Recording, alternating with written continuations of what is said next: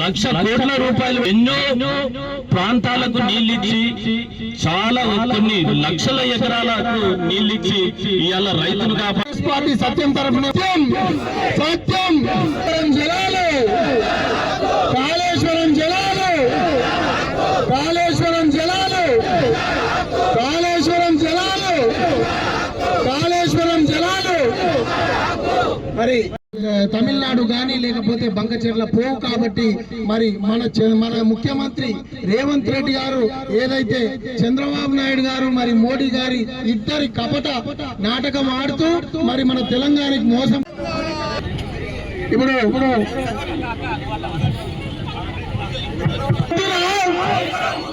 CBI వద్దురా CBI వద్దురా CBI వద్దురా కేసీఆర్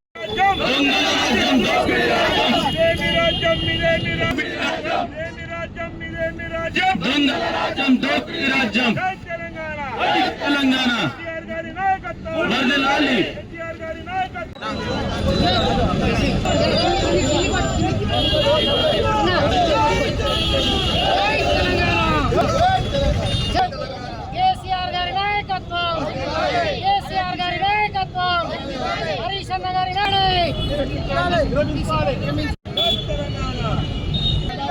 జై తెలంగాణ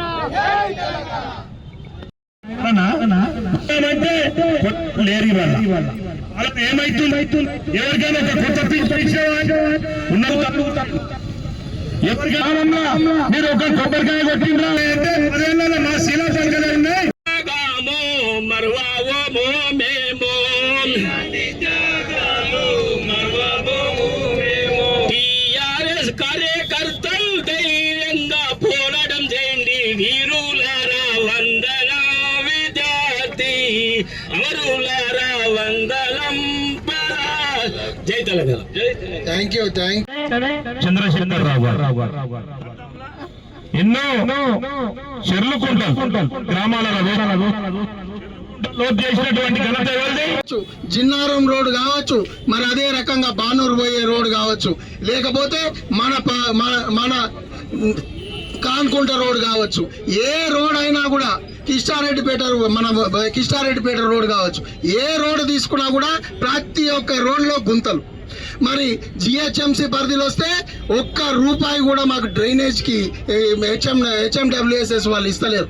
ఆడ ముత్తంగిలో మన కర్దనూరులో చూస్తే 2 సంవత్సరాలు అయింది కొత్త ప్రభుత్వం వచ్చి, మరి ఇందిరం ఇల్లు ఇస్తున్నామంటారు, మరి 2 సంవత్సరాల నుంచి అవి పాడుపడుతున్నాయి తప్ప అవి కట్టే నాదుడు లేదు.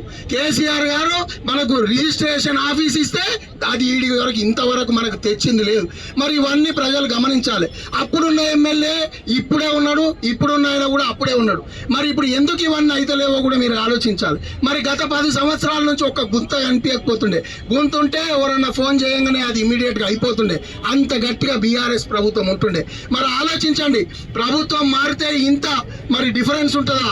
మరి ఇంత ప్రజలను పట్టించుకోకుండా ఉంటారా? మరి ప్రజలు ఎవరికి పోయి చెప్పుకోవాలో మన అందరం కూడా ఆలోచించుకోవాలి. ఎవరు ఏమన్నా కూడా మరి ఎమ్మెల్యే పోయిన తర్వాత బీఆర్ఎస్ పార్టీ మరి ఏ రకంగా ఉంది అంటే, ఇదో ఈ రకంగా నిన్న సాయంత్రం చెప్తే ఇవాళ 200-300 మంది ముఖ్య నాయకులు మా 9 మంది నాయకుల ఆధ్వర్యంలో అదే రకంగా అమీన్పూర్ కౌన్సిలర్లు అందరూ కూడా వచ్చి మేమున్నాం. బీఆర్ఎస్ పార్టీ పరంగా ఏదైనా కూడా ఏ డ్యామ్ కానీ మా పేరున హృదయపూర్వకంగా నమస్కారం తెలియజేసుకుంటూ ఈడ దాదాపు గంట నుంచి మా అందరినీ నిన్న పిలిస్తే ఇవాళ విచ్చేసిన ప్రతి ఒక్క నాయకులకు, ముఖ్యంగా మహిళా మనులకు కూడా ప్రతి ఒక్క పేజీకి ప్రతి ఒక్క అక్షరంకి కూడా నేను ఆన్సర్ ఇస్తా, నాకు ఒక 2 గంటలు టైం ఇవ్వండి అని అసెంబ్లీ వేదికగా మరి ప్రభుత్వాన్ని అడిగితే, ఏడ హరీష్ అన్న నోరు తెరిస్తే వీళ్ళ బండారం బయటపడుతుందో, ఏదైతే ఘోష్ కమిషన్ ఉందో అది పిసిసి కమిషన్ అని చెప్పి బయటపడుతుందన్న భయంతో ఆయన మాట్లాడిన ప్రతి 2 నిమిషాలకు ఒకసారి ఒక మంత్రి లేవాలి. 33 సార్లు మొన్న అసెంబ్లీలో మన ప్రియతమ నాయకులు హరీష్ రావు గారు మాట్లాడుతుంటే మంత్రులందరూ ఆపడం జరిగింది. మరి మీరు అందరూ గమనించాలి, నిజంగానే ఘోష్ కమిటీ నిజమైతే మరి మొన్న అక్బరుద్దీన్ గారు అడిగిన ప్రశ్నలకు మరి రేవంత్ రెడ్డి గారు ఎందుకు ఆయన మరి తడపడ్డారో మీరు అందరూ కూడా గమనించాలి. అక్బరుద్దీన్ గారు మంచి ప్రశ్న అడగడం జరిగింది. మీరు 4 కమిటీలు వేసిర్రు, అది మన క్యాగ్ కమిటీ కావచ్చు, ఎక్స్పర్ట్స్ కమిటీ కావచ్చు, మరి NDSA national dam safety authority కావచ్చు, లేకపోతే మీరు వేసిన ఏదైతే విజిలెన్స్ కమిటీ ఉందో, 4 కమిటీలు ఇచ్చిన రిపోర్ట్ ని మేము రిఫరెన్స్ గా కూడా చూడలేదు అని ఘోష్ కమిషన్ రిపోర్ట్ లో ఉంది అంటే, మరి వాళ్ళ విజిలెన్స్ రిపోర్ట్ చూడకుండా ఎవరిని అడిగి ఈ కమిషన్ రిపోర్ట్ ఇచ్చింది ఘోష్ కమిటీ అని అడిగితే ముఖ్యమంత్రి గారు 15 నిమిషాలు తడపడ్డ విషయం మనందరం చూసినాం.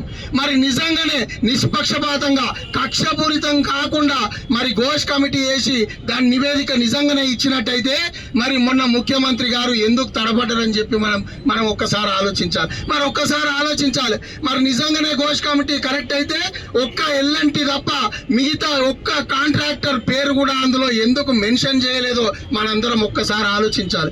మరి మన ప్రియతమ నాయకులు కేసీఆర్ గారు, అదే రకంగా హరీష్ రావు గారు, వారు ఇచ్చిన ప్రతి ఒక్క రిపోర్ట్ కానీ ఇన్ఫర్మేషన్ కానీ పరిగణంలోకి ఎందుకు తీసుకోలేదు మరి ఘోష్ కమిటీ? మరి ఆలోచించాలి మనందరం.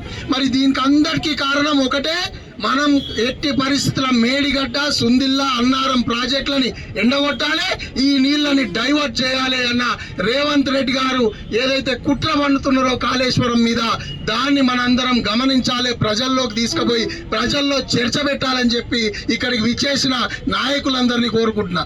ఎందుకంటే కాళేశ్వరం అంటే మనందరి భవిష్యత్. రేపొద్దున హైదరాబాద్కి ఇప్పుడే బాలన్న చెప్పినట్టు నీళ్లు కావాలన్నా కూడా అది కాళేశ్వరం ద్వారానే వస్తుంది.